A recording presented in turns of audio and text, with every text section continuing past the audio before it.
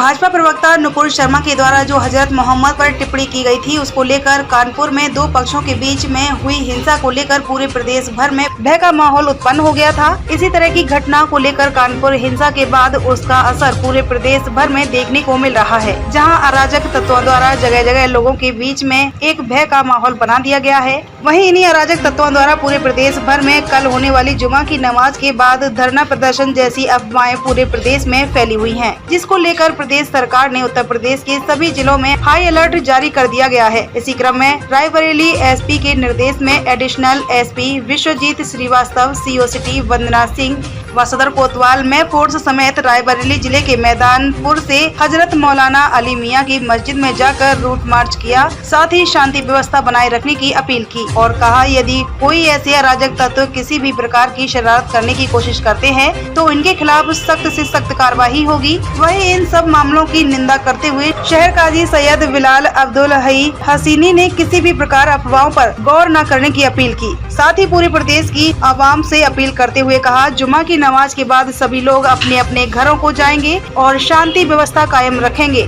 इस्लाम धर्म शांति का प्रतीक है और किसी भी प्रकार हिंसा करना हिंसा इस्लाम का उद्देश्य नहीं है। इसीलिए सभी लोग शांति व्यवस्था बनाए रखें और जुमे की नमाज के बाद अपने अपने घरों को कयाम करें। इसके साथ ही शहर काजी ने कहा है, राजनेताओं को किसी भी धर्म पर टिप्पणी करने से बचना चाहिए, इससे मुल्क में आपसी सद्भावनाएं आहत होती हैं। रायबरेली से विपिन राजपूत की रिपोर्ट। सर, कानपुर मामले को लेकर के क्या अलर्ट जारी किया गया? रायबरेली में किस प्रकार क्या व्यवस्था? पिछले सप्ताह शुक्रवार के दिन हुई घटना के दृष्टिगत माननीय मुख्यमंत्री जी और शासन से प्राप्त निर्देशों के अनुक्रम में रायबरेली में भी शुक्रवार जो 10 तारीख को है, उसमें शांति व्यवस्था को बरकरार रखने के लिए जिला प्रशासन और पुलिस प्रशासन के द्वारा मजिस्ट्रेट्स और पुलिस इनकी नियुक्ति की जा चुकी है। लगातार सतर्क दृष्टि रखी जा रही है। अभी यहाँ पर फ्लैग मार्च भी होगा। साथ ही साथ लोगों से भी यह अपील की जा चुकी है कि किसी भी अफवाह में ना आए। कोई भी ऐसी जो आपत्तिजनक बातें हैं उसके संबंध में प्रशासन की जानकारी मिलाएं, उस पर नियमानुसार कार्रवाई की जाए। सर, एक तरफ सेंसिटिव मामला बना हुआ, ऊपर से डिप्टी सीएम का भी रायबरेली दौरा है, कैसे मैनेज कर रहे हैं इन सब चीज़ों को?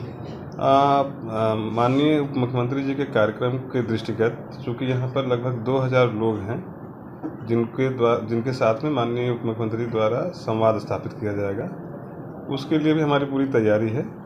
यहाँ के रायबरेली क्लब में वह प्रोग्राम आयोजित किया जा रहा है। मजिस्ट्रेट और पुलिस इतनी पर्याप्त मात्रा में है और जो रायबरेली की अभी तक की परंपरा रही है उसके दृष्टिगत भी ऐसा कोई बहुत बड़ी विशेष समस्या नहीं, फिर भी सतर्क दृष्टि रखी जा रही है। सर, कल मुख्यमंत्री के रायबरेली में क्या क्या कार्यक्रम रहेंगे? क्या उनके द्वारा गरीब जन कल्याणकारी योजनाओं से आच्छादित लोगों के साथ में एक संवाद स्थापित किया जाएगा और यदि किसी प्रकार की कोई दिक्कत रहेगी उन जन समस्याओं का भी निस्तारण किया जाएगा। सर, ये प्रशासन हाई अलर्ट पर है कल कानपुर हिंसा के बाद, तो आपसे क्या अपील है आपकी? ये तो अमन शांति का मुल्क रहा है और हमेशा हम लोगों ने यही अपील की है और करते रहे हैं कि हमें अमन के साथ रहना चाहिए और कोई ऐसा काम जिससे इंतशार हो इससे हमें बचना चाहिए। लेकिन इस पर भी गौर करने की ज़रूरत है कि ये कहाँ से ये ख़राबी चल रही है, कहाँ से पानी मर रहा है, इसकी बहुत ज़रूरत है। जो अमन और शांति यहाँ हमेशा रही है, इस वक्त जिस तरह उसको बिगाड़ने की कोशिश की जा रही है, ये इंतहाई ख़तरनाक सूरत हाल है। इसलिए कि मुसलमानों का क़िस्सा ये है कि मुसलमान बर्दाश्त कर रहे हैं, लेकिन अल्लाह के नबी सल्लल्लाहु अलैहि वसल्लम के बारे में मुसलमान कभी न बर्दाश्त कर सके हैं न कर सकेंगे।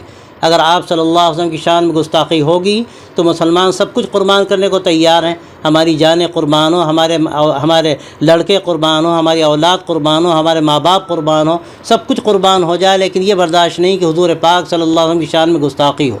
हम अपील करते हैं, अगर कोई ये बात फैला रहा है कि कल कोई अपील की जा रही है बंद की या कोई एहतजाज है, तो इसकी कोई अपील हमारी तरफ से नहीं की गई है। मुसलमानों की तरफ से अफवाहें भी फैलाई जाती हैं, तो उससे बचना चाहिए, हमें पुरअमन रहना है। लेकिन हमारी ये भी एक अपील है तमाम लोगों से, हुकूमत के ज़िम्मेदारों से भी और तमाम लोगों से, कि ये मुल्क की जो एक रीत रही है मोहब्बत और प्यार की, उसको बाकी रहने दिया जाए। हम लोग एक दूसरे के साथ हमेशा शरीक रहें कामों में, एक दूसरे की हमने हमदर्दी की है, मोहब्बत की है।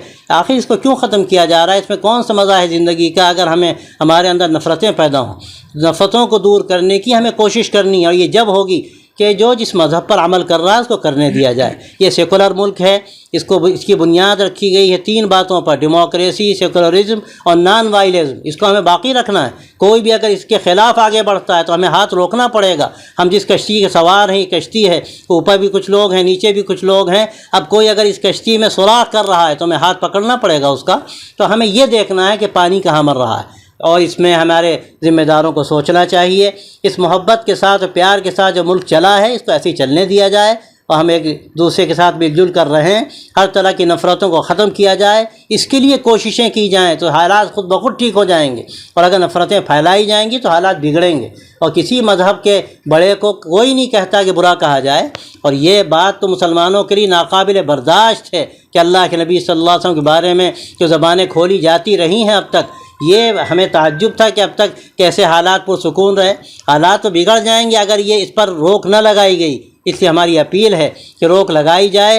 हुजूर की शान में कोई गुस्ताखी करता है तो कार्रवाई की जाए। और कोई मज़हब का बड़ा हो, हमें कभी भी कोई साबित नहीं कर सकता कि मुसलमानों हाई अलर्ट जारी किया गया। कल जुमे की नमाज है, उसको लेकर क्या तैयारियाँ की जाए? आज जो कल जुमे की नमाज है, उसी संबंध में पुलिस अधीक्षक के महोदय के आदेश पर जो मस्जिद है जहाँ कल नमाज होगी, इसके अलावा जो संवेदनशील स्थान है निश्चित आबादी के हैं, इन सभी जगहों पर फोर्स लगाई गई और इस फोर्स का आज रिहर्सल किया जा रहा है, जिसमें हमारे साथ यहाँ की COCT और इंस्पेक्टर कोतवाली मौजूद हैं।